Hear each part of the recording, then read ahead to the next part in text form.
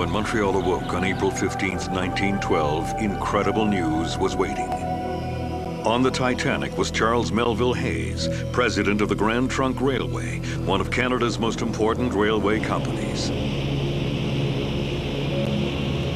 All aboard!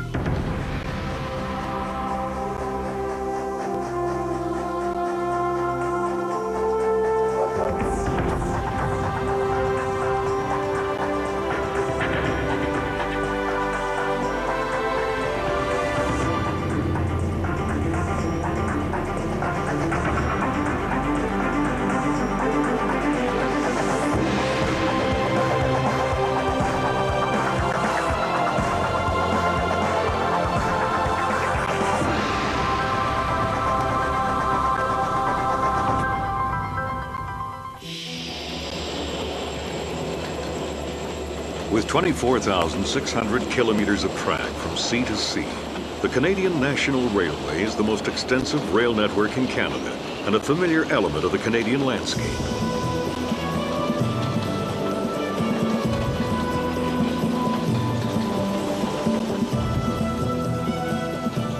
Its ancestor is the Grand Trunk Railway.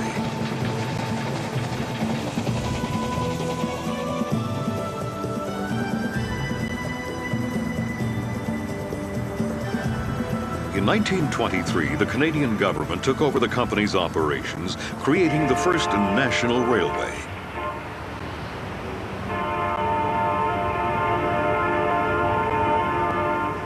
But the history of the Grand Trunk began 70 years earlier, when it became Canada's first rail network.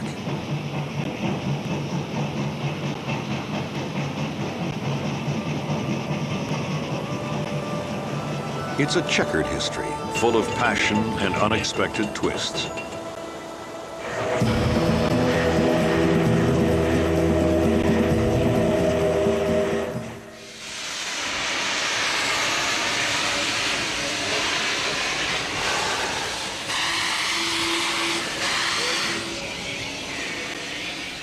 In 1850, the rail industry was still in its infancy. There were only 130 kilometers of track scattered across the country, operated by 6 small companies in Quebec, Ontario, and the Maritimes.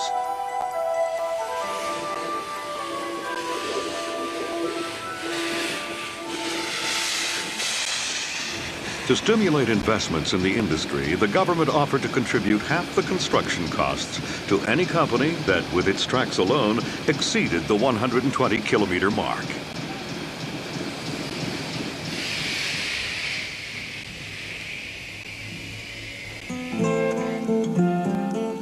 In 1852, a number of British businessmen accepted the government's challenge and formed the Grand Trunk Railway. Up until that point, rail had been little more than a complementary means of transportation to boats, but gradually it took its baby steps as a carrier in its own right. Before long, the companies realized the problems involved in transshipping freight. So railways were developed that were distinct entities, that were railways of themselves, in some cases even parallel to the sea routes rather than perpendicular to them. They no longer linked the sea routes so much as extended and complemented them. A good example is the Grand Trunk, the first major railway in Canada.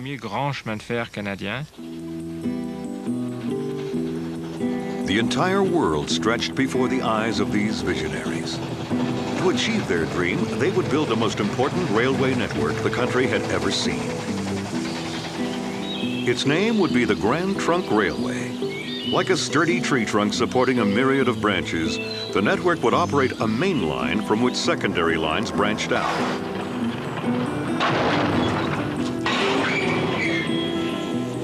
The new company absorbed several smaller companies.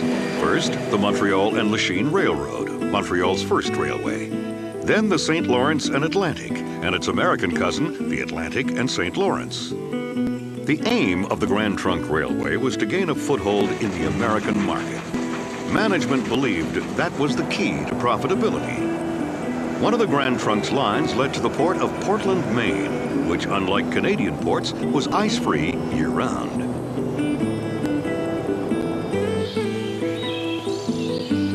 People soon looked upon the Grand Trunk as a giant in this country, where the rail industry was less than 20 years old. It was one of the largest, most impressive railways built between 1850 and 1860. With its miles of tracks running through the hearts of cities, its rolling stock, coal deposits, and freight warehouses, the railway industry had become the most visible in Canada. Today, some Montreal neighborhoods still attest to the importance of rail.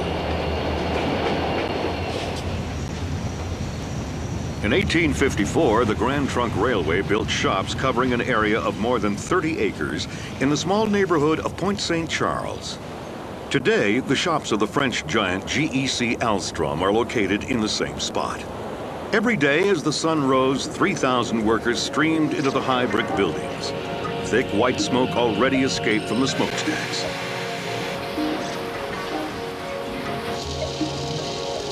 Machine workers, casters, pipe fitters, and electricians spent their days toiling at the grinders and foundries.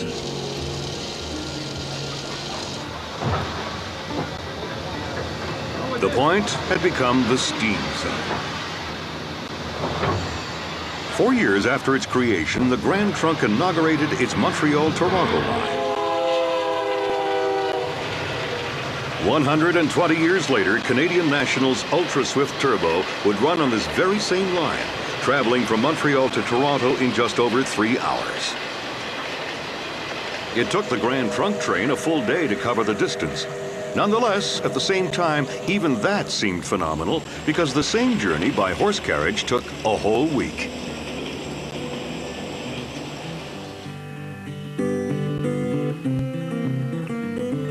The Grand Trunk scored its first real coup in 1860 with the inauguration of the Victoria Bridge. The Grand Trunk now went all the way to the eastern townships in the lower St. Lawrence. It also built lines to Boston and New York. West of Montreal, it had a line that ran as far as the Great Lakes region. This major phase of expansion ended with the construction of the Grand Trunk Western, which ran to Chicago, breaking the monopoly of the American company New York Central. The Grand Trunk, with its continental strategy, viewed Western Canada as a sort of desert. It had no significance. It was just vast empty spaces. To them, the market of choice was the Midwest. That was the breadbasket of North America. That was where the great cities like St. Louis and Chicago were growing. It would become the highly populated heart of the United States. It was the emerging industrial basin. So they always saw Montreal as a city in control of part of the Midwest. They were not at all interested in the West.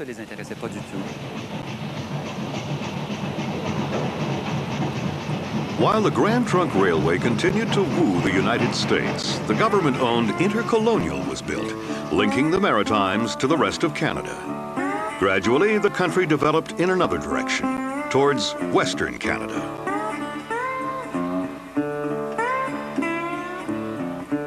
The leaders of the young country of Canada were making overtures to this rich but underexploited territory that it hoped to colonize through immigration.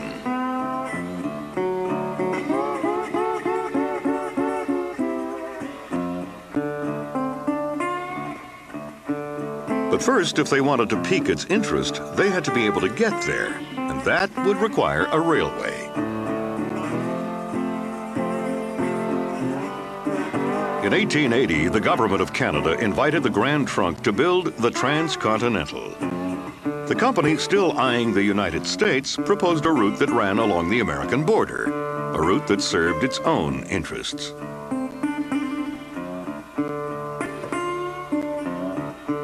But John A. Macdonald, staunchly anti-American until his death, vigorously opposed the route. In any case, the Grand Trunk Railway was not very interested in the project. It declined the invitation and lived to regret that decision, which changed the course of Canadian history. The Grand Trunk Railway was the first choice of the Conservatives under Macdonald to launch a railway line to the west. The company was right there. It was rich, it was powerful. But the Grand Trunk was not interested. They thought it was a ridiculous project, thousands upon thousands of kilometers where there was nothing. So they hesitated. And they regretted it afterwards, because in the end, the opportunity went to the CPR, and they succeeded brilliantly. Only then did the Grand Trunk wake up and realize that access to the Pacific was vital to its survival. Ottawa had become infatuated with another railway magnate, William Cornelius Van Horn, an American who was head of Canadian Pacific. He would finally unite East and West with the 1885 inauguration of Canada's first transcontinental railway. The era when the Grand Trunk Railway's monopoly was broken was in the 1880s. The Grand Trunk had been around for a quarter of a century. It had the absolute monopoly. It had the network. Then the CPR arrived on the scene. What the Grand Trunk's head offices had not expected was that the CPR had a contract to build a railway from North Bay towards the west, nothing in the east. But at the same time as it began building that, it acquired a whole lot of lines in the east. So all during the 1880s, the CPR was expanding. It reached Toronto, then Montreal, then Quebec City. It caused quite a shock.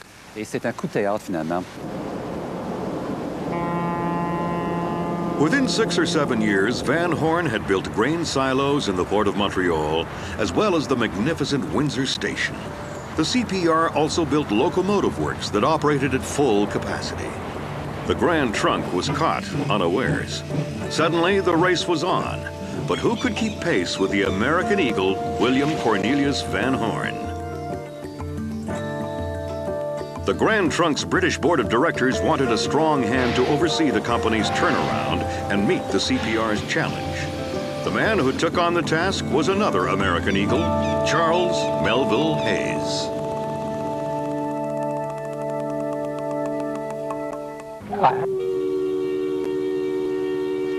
Who was Charles Melville Hayes?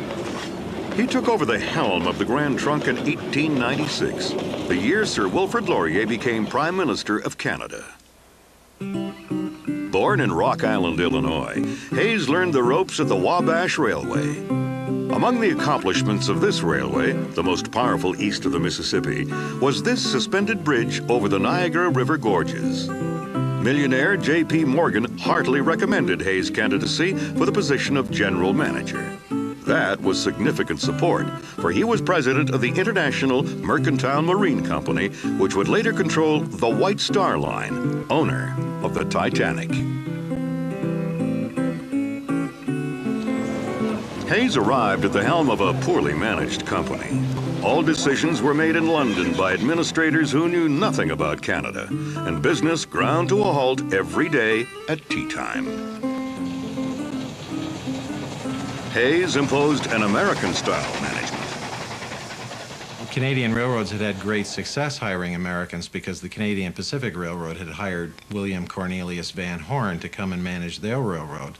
And he was considered to be one of the most successful railroad managers of the late 19th century. So Grand Trunk was trying to copy the formula the Canadian Pacific had already proven to be a success.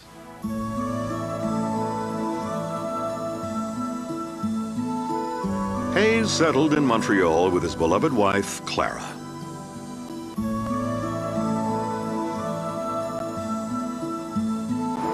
Despite his important responsibilities, he led a modest life. Unlike other railway barons, he owned no luxurious mansion on the mountain.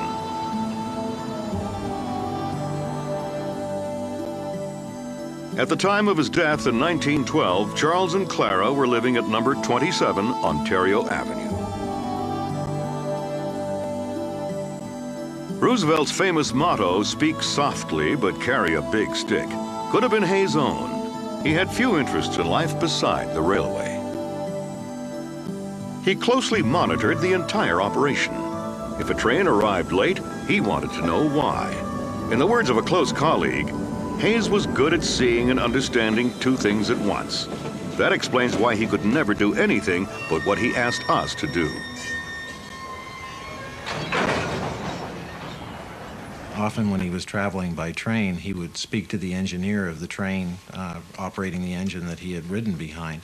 And he wanted to know every detail of what was going on in the day-to-day operation of the railroad. That made him very different than the people who had run the Grand Trunk up to that time. It's very unusual, especially 100 years ago, for somebody in a senior position to talk to a junior salaried employee.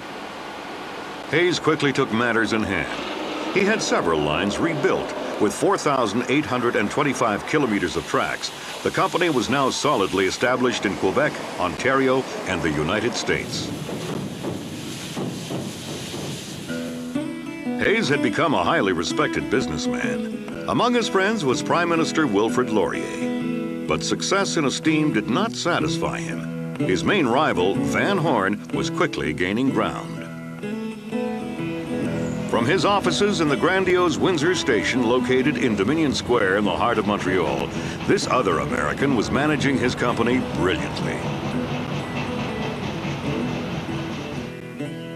To even the score, the Grand Trunk needed a new head office too. Hayes had one built in the block formed by McGill, William, Longueuil, and St. Paul Streets in Montreal. It was inaugurated on June 2nd, 1902.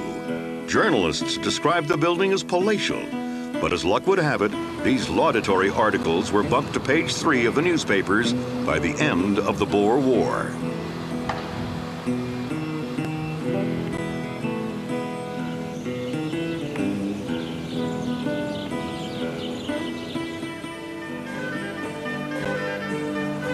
Meanwhile, the CPR's 2 hotels, the Banff Springs in the Rocky Mountains and the Chateau Frontenac in Quebec, had become profitable businesses. To Hayes, it was inconceivable that the Grand Trunk owned not a single hotel.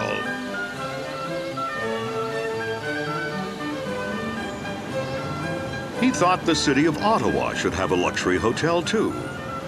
He ordered the blueprints to build a hotel in the center of town, across from the train station, to which it would be linked by an underground passage.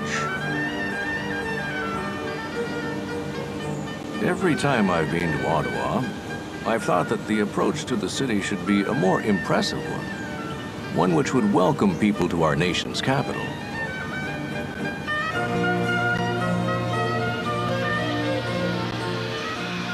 As the 20th century began, Hayes began to feel cramped. He was still the king of rail in eastern Canada, but he wanted to expand his empire. He decided it was time to correct his predecessor's error. Time for the Grand Trunk to embark upon the conquest of the West.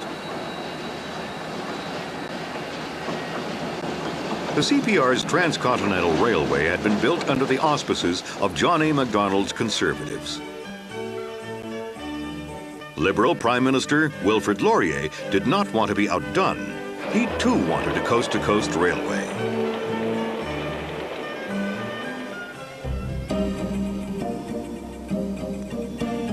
In 1903, the Grand Trunk Railway formed a subsidiary named the Grand Trunk Pacific. The undertaking received the backing of the Laurier government. The government would support construction from Moncton to Winnipeg, and the Grand Trunk Pacific would take it from there to the Pacific Ocean. The project caused controversy in the House, and it was frankly too lofty for the Grand Trunk's London Board of Directors.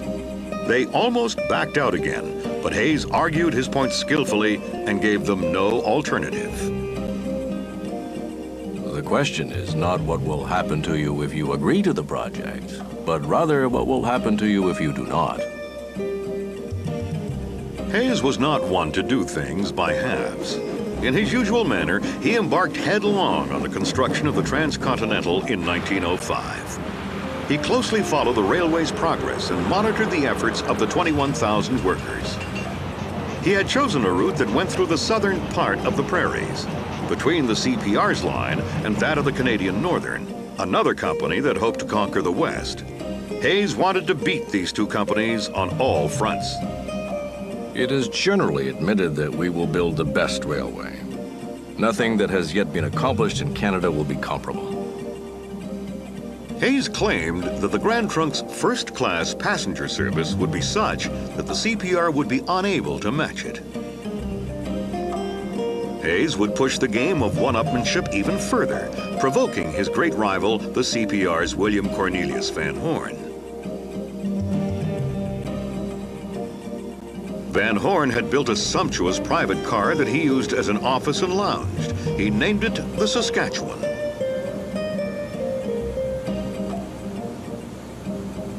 Hayes went one better and named his own car the Canada. Unfortunately for the Grand Trunk, the construction of the Transcontinental cost twice as much as expected, and the rail traffic that the company was counting on never materialized. The young nation of Canada now had 3 transcontinental railways. Had it bitten off more than it could chew? Despite the subsidies it received from its parent corporation and the government, the Grand Trunk was on the brink of disaster. Hayes did not want his company to go under. He traveled once again to London, hoping to come back with additional funding. For the return trip, the White Star Line invited him to participate in the maiden voyage of a fabulous new ship believed to be unsinkable.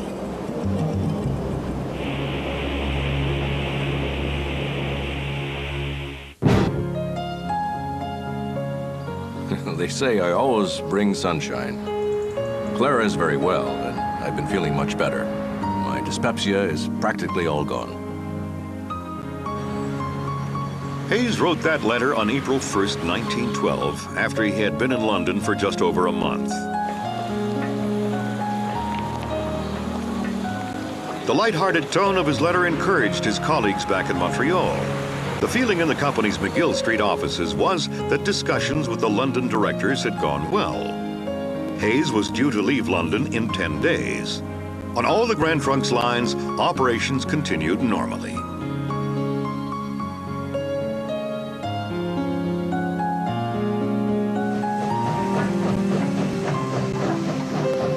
Commenting on his return, Hayes wrote, Thornton and Orion are in Paris and expected us to join them there for Easter, but we have concluded we would like Knockholt better, so shall stay here and sail via SS Titanic on our return April 10th.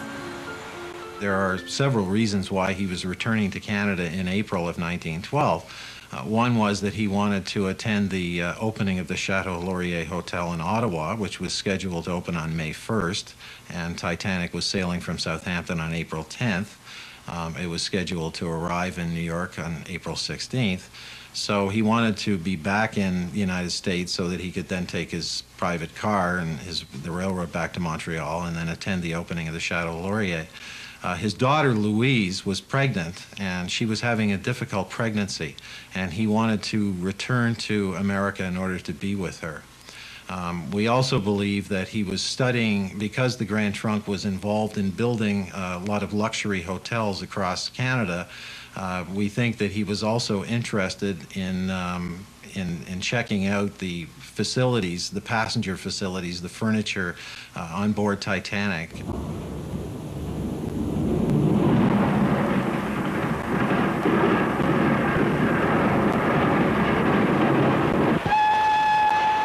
On April 10th, Charles and Clara took the train to London, meeting up with their daughter Orion, age 28, and her husband Thornton Davidson, age 32.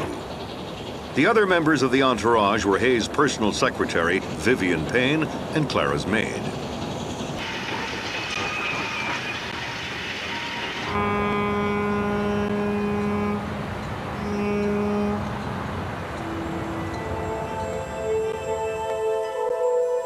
On board the luxury liner for its maiden voyage were not only the president of the Grand Trunk Railway and his family, but many other wealthy businessmen whose great fortunes were born of the Industrial Revolution.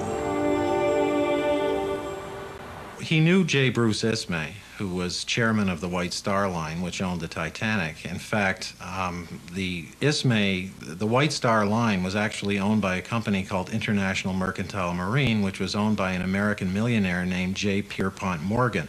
Morgan had actually recommended Hayes to the Grand Trunk Board of Directors back in 1895. That was one of the reasons he got his job. It's often been said that Hayes was a guest of honor of Ismay on the Titanic, but we know that Hayes paid for his cabins. Charles Hayes was given the room on Titanic, Suite B69. Now, suites on board Titanic were the finest of the first-class staterooms, next to the suites with the private promenade. The suites that Hayes would have occupied were possibly among the best of the first-class rooms. And certainly, Hayes didn't get that suite by an accident. Ismay probably gave him one of the finest ones to publicize the beauty of the new White Star ship Titanic.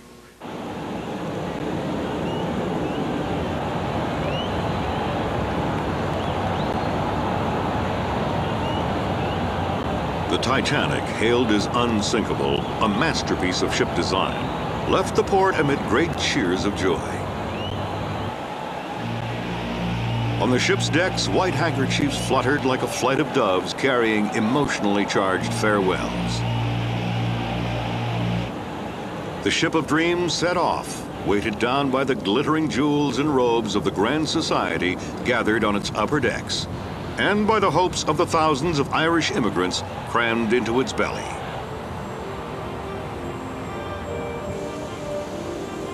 The journey was pleasant.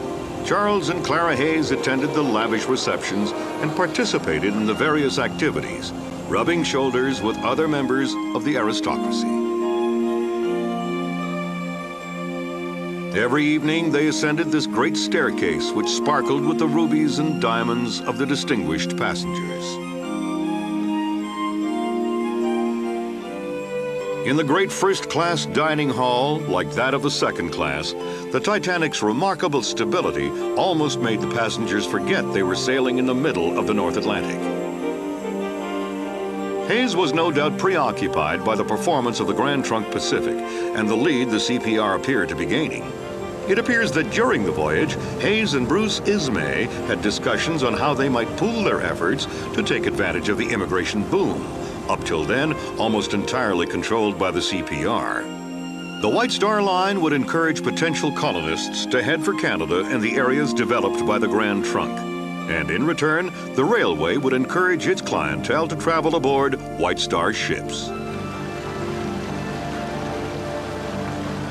After dinner, on the evening of April 14th, Charles and Clara returned to their cabin.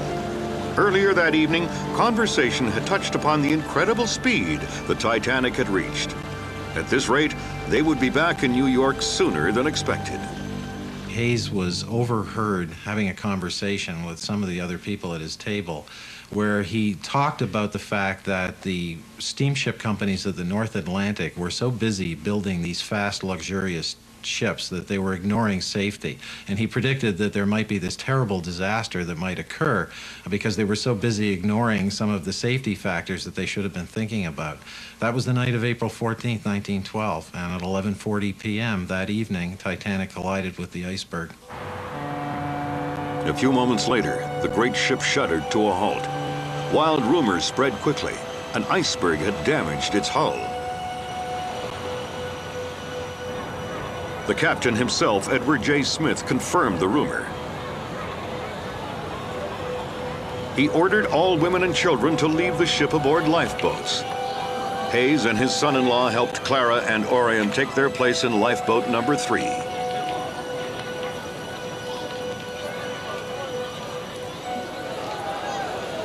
In the chilly night air, he comforted Clara. The Titanic is unsinkable, he told her. It will stay afloat for at least 10 hours.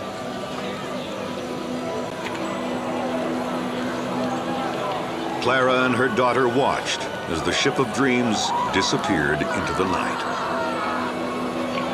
Scarcely 3 hours later, the Titanic plunged into the sea, carrying 1,325 passengers to their deaths.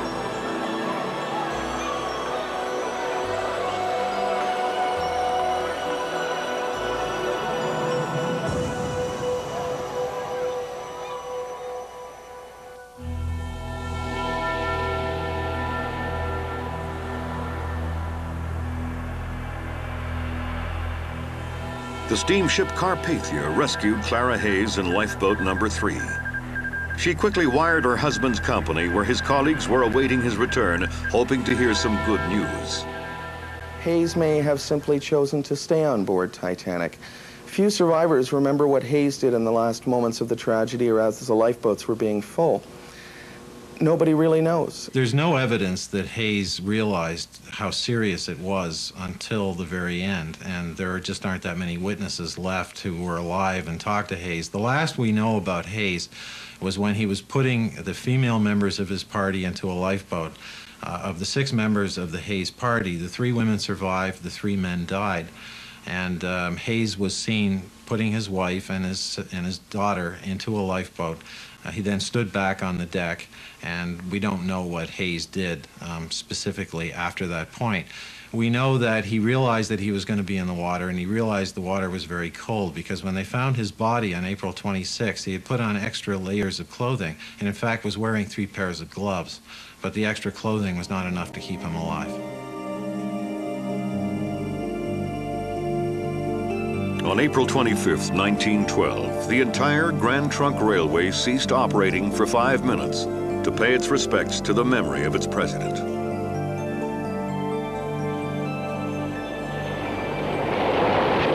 "22 days later, Hayes' body was returned to Montreal in his private car, the Canada.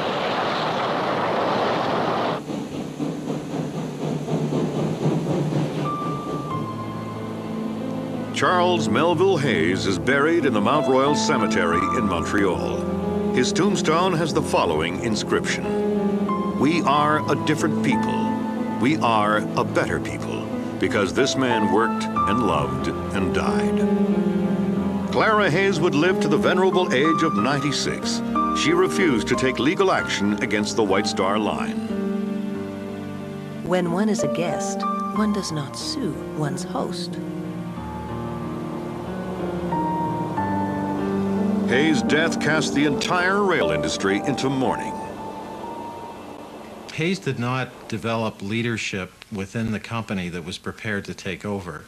A good executive running a corporation should always have in mind who's going to take over if something happens to me. Hayes didn't do that. The people that ended up taking over the Grand Trunk after Hayes' death were not able to manage the railroad with the same degree of competency that he had. And in fact, Grand Trunk never recovered from Hayes' death. Hayes' death also left many unanswered questions about the discussions he had had in England concerning the additional funds needed to keep the Grand Trunk Pacific afloat.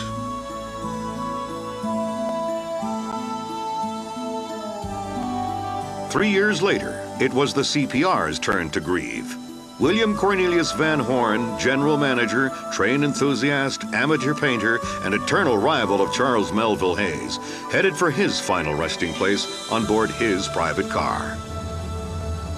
The passing of these 2 great men marked the end of an important chapter in the history of rail in Canada.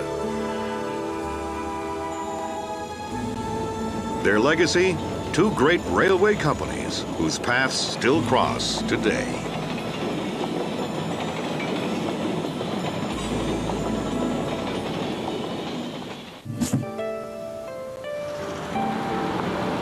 As fate would have it, Hayes never saw the completion of his luxury hotel, the Chateau Laurier in Ottawa, which proved that the Grand Trunk could match the CPR in that area. On the announcement of his death, the hotel's inauguration was postponed until June. It was a sober event held in the presence of an emotional Sir Wilfrid Laurier, who signed the hotel's registry.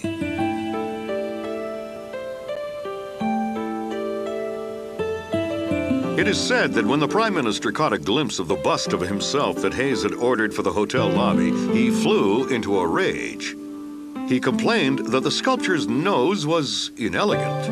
It appears that the bust had been damaged during transport. A sculptor was immediately appointed to remedy the problem. By an odd twist, the artist who had created the bust of Laurier, Paul Romain Chèvre, was also on board the Titanic. He was returning to Montreal from Paris, where he had a studio to attend the hotel's inauguration. But he was luckier than Hayes and counted among the survivors of the disaster. The bust itself had traveled on another boat and arrived safe and sound.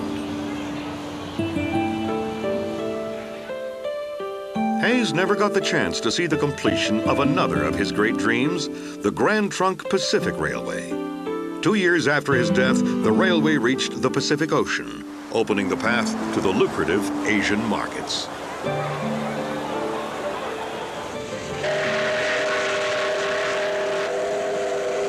The deaths of Hayes and Van Horn coincided with the end of the golden age of rail. Railway fever had seized all of Canada. The country now had 3 transcontinental railways, and the total length of the tracks had increased 4 times as fast as the population itself. That represented a lot of lines, far too many. The result was that 2 companies were on the brink of bankruptcy, the Canadian Northern and the Grand Trunk Pacific. In 1917, the government acquired Canadian Northern, and 2 years later, the Grand Trunk Pacific. It followed in 1923 with the acquisition of the mother company, nurtured with such devotion and passion by Charles Melville Hayes. There was a great debate in the Canadian Parliament between socialists and capitalists. Atypically for Canada, the socialist option won out. They said, okay, in order to guarantee the country's future, we'll go with nationalization. So the decision was made to create Canadian National, a crown corporation. As soon as the new company was formed, it became the great rival of Canadian Pacific. The principal combatants in this battle of power and pride were Sir Henry Thornton, American-born general manager of the CNR, and Edward Beatty, president of the CPR. It was literally a face-to-face confrontation for the 2 men who lived across the street from each other on Pine Avenue at the foot of Mount Royal in Montreal. Entrenched in their positions on either side of the street, each kept a close watch on the other. They attended dinners and receptions as each tried to gain political capital. Just like Beatty, Thornton had big plans. He believed that the key to the CNR's future was the development of luxury hotels and passenger services. This led to an escalation of ever grander construction projects. Beatty built the Banff Springs Hotel. Thornton responded by expanding the Jasper Lodge. Beatty built the Lord Nelson in Halifax. Thornton responded with the Nova Scotian. As a result, the capital of the Maritimes had more hotel rooms than it had tourists and travelers. Thornton also competed directly with the CPR in the area of immigration. He pursued Hayes' efforts by opening immigration and colonization offices overseas. Between 1926 and 1930, 4,200 immigrant families settled in the prairies, mostly in northern Saskatchewan.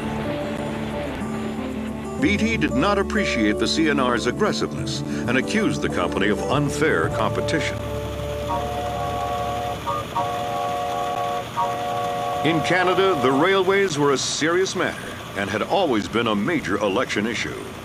As the 1925 campaign got underway, the intense competition between the 2 men was no game. In numerous newspaper declarations, they mutually accused each other of mismanagement and political dealings. Beatty solemnly swore to me that neither he nor his colleagues would try to introduce the issue of the railways into political debate. But he invited Prime Minister Mackenzie King to dinner and tried to make a deal with him. Fortunately, I believe that the Prime Minister refused to get involved, and the matter went no further. Thornton publicly declared that he intended to triumph over his rival in all areas. He took on the lucrative silk market then controlled by the CPR. He bought the most powerful locomotives for his trains and had twice as many as the CPR. He instituted radio service on board CN trains and made passenger service increasingly luxurious.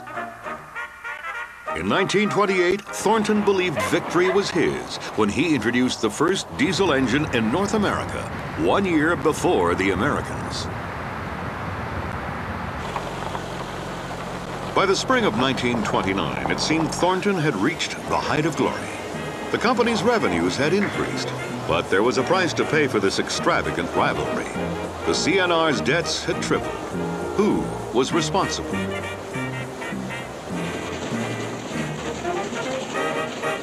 Thornton had never really had the support of the press. He was accused of having recklessly squandered taxpayers' money on flashy stunts. He was pummeled by a defamation campaign, followed by a commission of inquiry. In poor health, Thornton resigned on August 1st, 1932.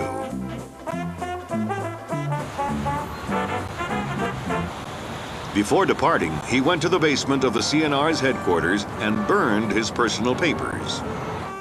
In the evening, he said farewell to the station master. His last words were for his employees. Tell the men I'm sorry I'm unable to say goodbye to them all. Tell that to them. Bitter and disappointed, he returned to New York, where he died less than a year later. Thornton had left the ship. Once again, the railway had avoided going under. Neither Hayes nor Thornton had been entirely able to stay on course, but their determination and vision had shaped one of the world's great railways and influenced the history of an entire country.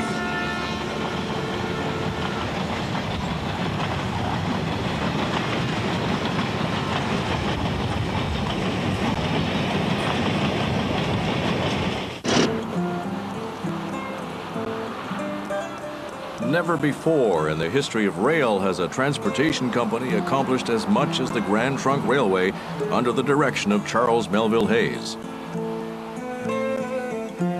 Those words of praise, written by a journalist in 1902 on the inauguration of the Grand Trunk's new head office, demonstrate its importance.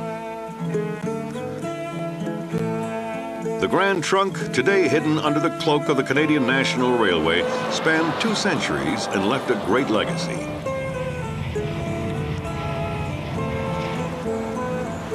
But while there is a Van Horn Street in Montreal, no street bears the name of his rival, Charles Melville Hayes. The Canadian Railway Museum in Delson, Quebec decided to pay tribute to him by naming the train station that serves as its main building in his honor.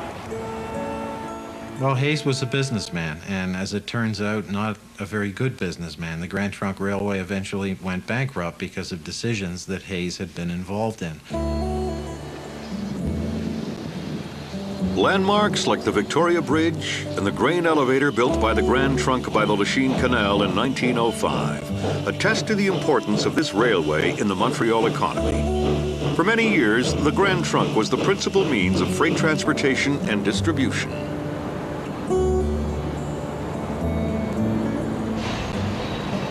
The Grand Trunk Railway shaped the working-class neighborhood of Point St. Charles. Generations of men worked in its shops.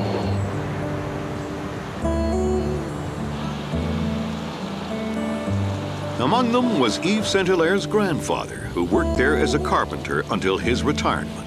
The Grand Trunk is part of his family's history. Those houses are known as the Grand Trunk houses. They were built around 1868 as housing for the workers, specifically those of Irish origin who came to live there around the time of construction of the Victoria Bridge and the shops. These houses were built in a style that was fashionable in England during the Industrial Revolution. They are among Montreal's first row houses, now a distinctive feature of the city's architecture. The Irish community played a key role in the development of 20th century Montreal. That's why the Irish shamrock sits next to the French lily, English rose, and Scottish thistle on the city's coat of arms. Happy St. Patrick's Day, everybody! In this working-class neighborhood, the Irish lived, worked, and prayed alongside French Canadians. And the train influenced everyone. It is said that prudent housewives knew the train's exact schedule and knew when to hang out the washing to avoid the soot of the locomotives.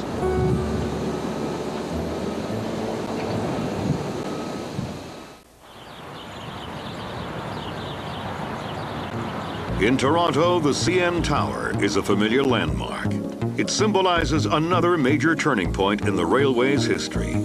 In the late 1980s, the CNR put an end to Charles Melville Hayes' dream, selling all its interests in its 13 hotels. The Canadian Pacific got revenge of sorts by purchasing 9 of them, including the flagship hotel, the Chateau Laurier. Over the years, the CNR would also eliminate its passenger service, leaving it to Via Rail, while concentrating exclusively on freight transportation. Its eternal rival, Canadian Pacific, would do the same.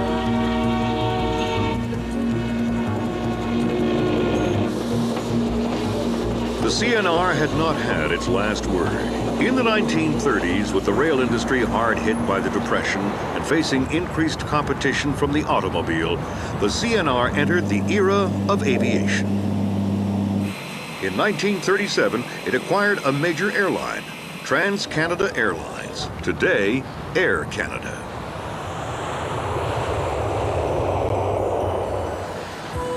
Our era owes a great deal to the efforts of the preceding generation of powerful, visionary businessmen. Each in their own way, they contributed to the building of this long route that points to the future.